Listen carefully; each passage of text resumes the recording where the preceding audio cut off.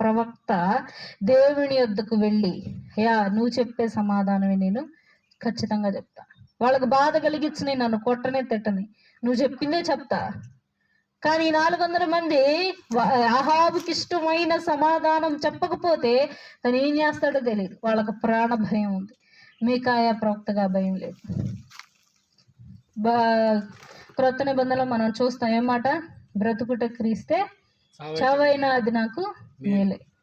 ఆ తీరులో నడిచేటువంటి ప్రవక్త ఈ మీకాయా ప్రవక్త. కాబట్టి వాళ్ళు నన్ను చంపినా సరే నువ్వు చెప్పిందే చెప్తా అన్నాడు. సరే నేను చెప్పి దేవుడు వెళ్ళొద్దన్నాడు. అయినా కూడా వీళ్ళకి ఆ మాట విన్నాక కోపం సర వచ్చింది.